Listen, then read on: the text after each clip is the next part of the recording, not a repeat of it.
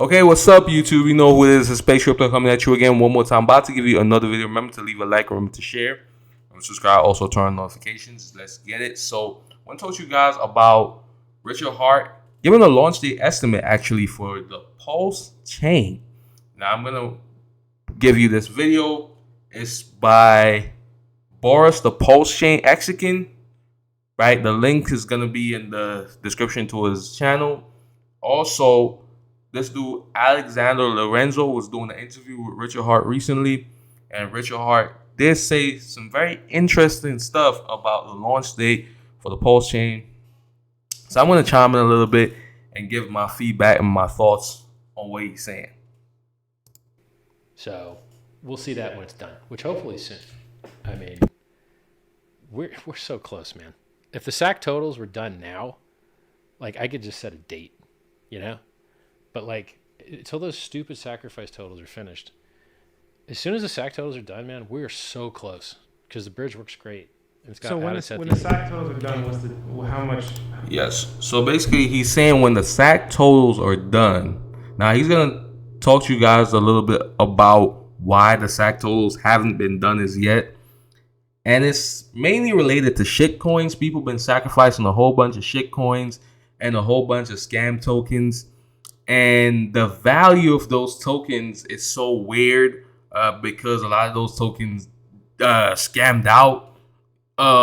So it's hard to really figure out which ones are legit, which ones are not, and stuff like that. So it's pretty crazy, and that's what he's trying to figure out. And you know, Richard Hart is trying his best to obviously reward people that sacrifice a lot of these tokens, these type of tokens. I mean, he's trying to see if people could get some PulseChain for the tokens that they sacrifice, if they're going to get anything. And obviously, that's causing a whole lot of problems for the team actually figuring out how to really divide up these tokens and give it to these people that sacrifice these shit coins. You know what I'm saying? The people that sacrifice shit coins, they're the ones that's slowing up the PulseChain launch. Because obviously, Richard Hart, and he's going to talk a little bit more about this as we go on in the video. But obviously, Richard Hart is saying that everything is ready. Everything is ready. Literally, after the sacrifice thing is done, the whole sacrifice calculation is done. The sacrifice balance calculation is done 2 weeks after. And I'm going to let you watch the video. Yeah, because it's crazy, man. Y'all made this hard for everybody else. How much time after that?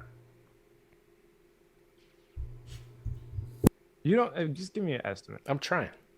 You want me to think about it? Give me a second. I'll get it out of him, guys. If we've got the event reporting and the node fixed, which I think that'll get fixed before SAC totals is done, which is funny. And I think even if that event reporting was wrong, you could still go to mainnet anyway without it. Just people will be missing a little bit of data that you could fix later. I mean, I got to talk to him more about that, exactly how mission critical that particular report is. I mean, look, man, once SAC totals are like done and published, it feels like 2 weeks. 2 weeks after SAC totals? I mean, I'd like to be done in 4 weeks. Like, I'd like mainnet to be in 4 weeks, but every time estimate I've ever given has been wrong, and I've been. Yeah, so he's saying 2 weeks after the SAC total is done. Once it's done calculating the SAC totals and everything like that, it's going to be 2 weeks after. That is the goal. That is what they're pushing for. But it does show that this thing is ready. Everything is ready. I mean, if he's estimating 2 weeks, let's say he doubles that and it comes out 4 weeks after the SAC total, that shows you that everything is ready. So, guys, be patient. The thing that's slowing this up is y'all. Y'all people slow this up because y'all was donating a whole bunch of shit coins. See what I'm saying? I'm just going to put it real. And that's what's slowing up the SAC total. And he going to talk more about that as we watch this video. I'm telling you they would be wrong ahead of time because I know how this goes. No one would have ever expected SAC totals would take this long. That's supposed to be the easiest part. Like, measure how much people sacrifice. That should be the easiest thing. Yeah, exactly what I'm saying. That should be the easiest thing. measure what people sacrifice. It's supposed to be so easy. It's supposed to be so easy, guys. But it's what it is. You never trust the end user, right? In software development, they always tell you the person you never trust is the end user. You never trust the end user, right? You always build so to prevent the end user, because the end user does nonsense. You know what I'm saying? It's just plain and simple. So you never trust the end user. Let's continue. And then you're like, wow, oddly enough, it's not. That sucks. But then the super hard stuff, like bridge, it's like it's been done forever. You're like, so a lot of times the easy stuff ends up being hard. The hard stuff ends up being easy. I mean, we're so close, man. Yeah, and if you notice, he's been emphasizing more than one time, we're so close, we're so close. He's been saying that a lot, people. He's been saying that a lot. That goes to show you that he really believes that this thing is ready. And you guys seen the testnet. You guys seen the testnet. The testnet works, man. The testnet works. You guys been playing around the testnet. Go on the testnet. Do stuff with the testnet because it works. And everything works. Like, literally everything is working on there. So there is literally not much left to do. There's not much left to do.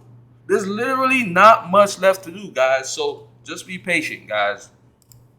And you can tell because the testnet works. Like, you can go use it. It's been working for a Exactly. long time now. It's just that, like, you could even if we had consensus bugs, you could fix those and patch those. But, like, you can't rewrite the totals. That you can't do. So we have to get the sacrifice totals right up front. And consensus bugs. So he's saying you can definitely fix consensus bugs, but you cannot rewrite the totals. You can't rewrite the totals, right? You just can't rewrite the totals.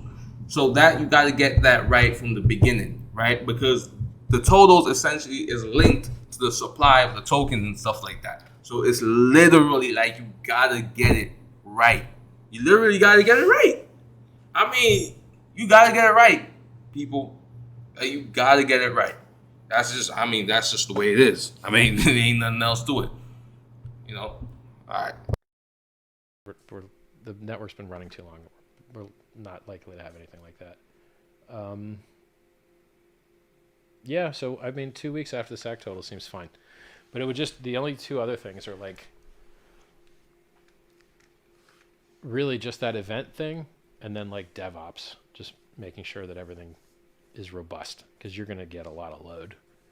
Like, world's largest airdrop, It's going to be crazy. Get a lot of load. You're going to get loaded up. So the people that are running servers have to be ready for, like, redundancy, But, like, even if like, the... So obviously, you guys know it's going to be a lot of load. Obviously, there's going to be redundancy, and because it's the world's largest airdrop, guys, so it's going to be crazy. It's going to be a lot of stuff going on. So obviously, they're doing some DevOps work, some testing and stuff like that, making sure everything works and stuff. So yeah, man, that's great. Let's continue. Even if there was downtime, as long as the downtime is just a pause, no one really cares. So, like, in crypto, when you have a downtime, when is that most harmful? If people are leveraged up and they're going to get liquidated now unfairly because they can't add margin, they can't add collateral, that's not fair. But we're not going to have any margin trading off the bat. Yeah, so basically, obviously, there's not going to be any margin trading off the bat with Pulse token, so you don't have to worry about anything being, if there was like a pause and the network is not able to really function like that, you don't have to worry about losing money doing margin trading, because there's not going to be any such thing like that. A pause is not going to be necessarily a bad thing, because you're still going to be able to get your tokens.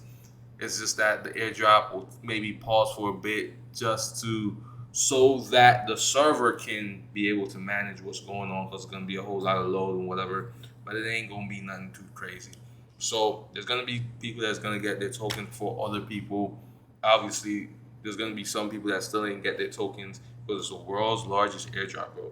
There's going to be a whole lot of tokens that's going to be distributed. So there may be pauses in between, stuff like that. That's what he's saying.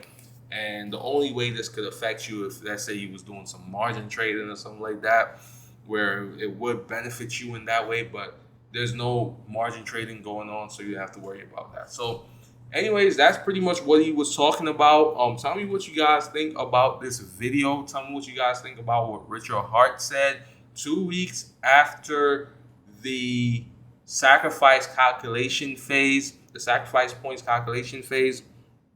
2 weeks after that, that's the plan. I'm thinking, I'm still holding on to sometime in the summer, maybe June, July, August. Let's see what happens. But anyways, have a great day. Page Crypto sign out. Remember to subscribe to my channel. Also turn on notifications. Have a great day. Page Crypto sign out.